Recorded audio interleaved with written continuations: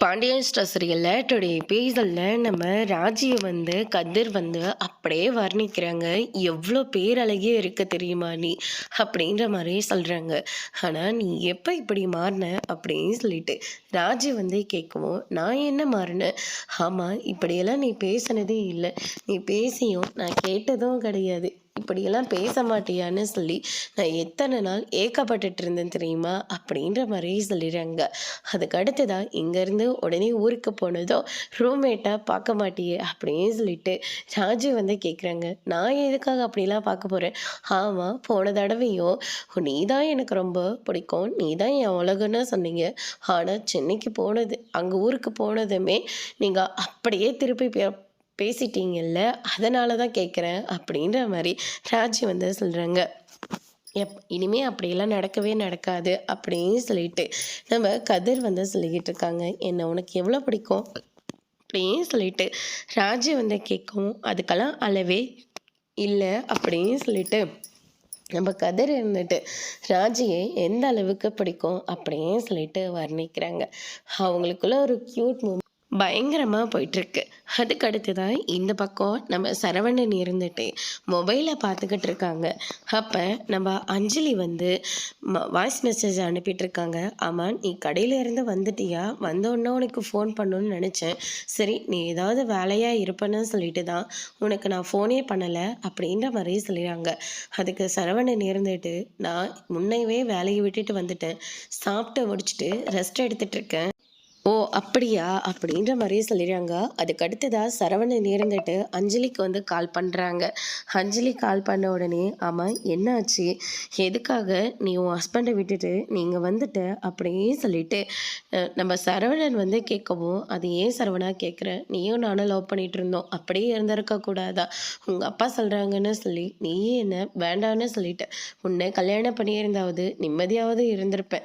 ஆனால் நான் கல்யாணம் பண்ணிட்டு போன இடம் உடம்பளவுலையும் மனசளவுலையும் நான் ரொம்பவே கஷ்டப்பட்டுட்டேன் அப்படியே சொல்லிட்டு நம்ம அஞ்சலி அவங்க வாழ்க்கையில் என்னெல்லாம் கஷ்டப்பட்டாங்களோ அது எல்லாத்தையும் சொல்லிக்கிட்டு இருக்காங்க.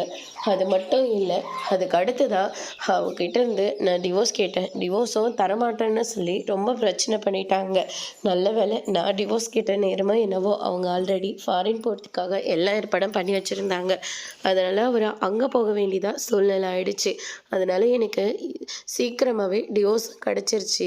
அதனால தான் நான் இப்போ கொஞ்சம் நிம்மதியாக இருக்கேன் அப்படின்ற மாதிரி சொல்கிறாங்க.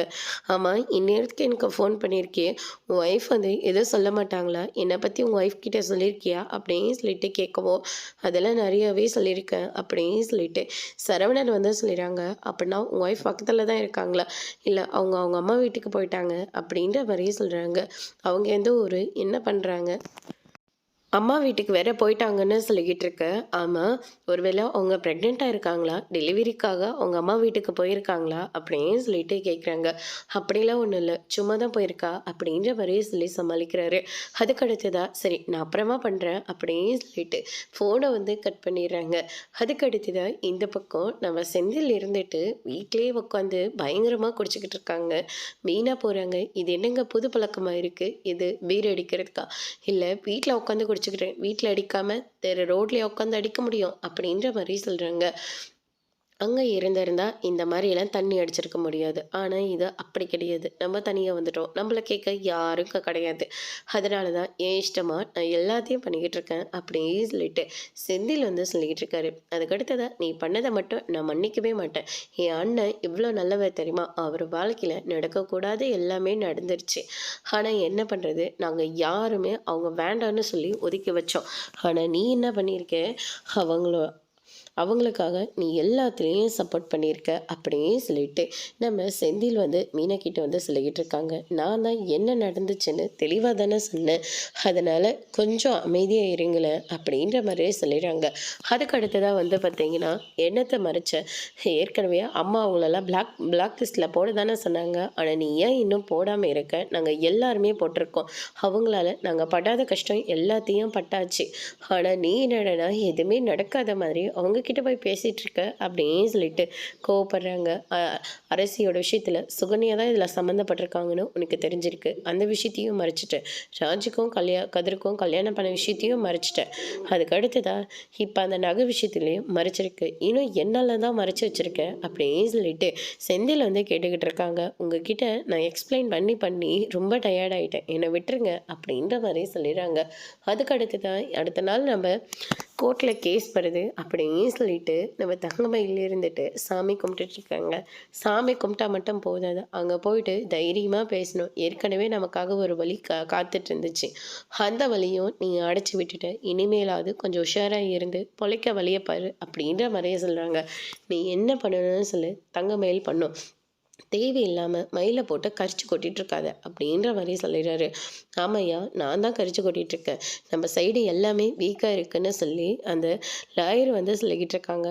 அவர் கண்டிப்பாக டிவோர்ஸ் வேணும்னு கேட்பாரு.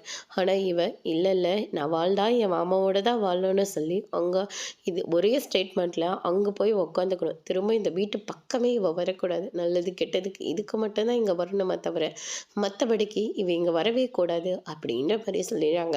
இதை கேட்டோன்னே தங்கமயில் வந்து பயங்கரமாக ஷாக் ஆகுறாங்க. அதோட இன்னைக்கான எபிசோட் முடிச்சிருக்காங்க. இனி பாண்டியன் ஸ்டோரில் அடுத்தடுத்து என்னெல்லாம் நடக்க போகுதுன்றதை வெயிட் பண்ணி பார்க்கலாம். தேங்க்யூ.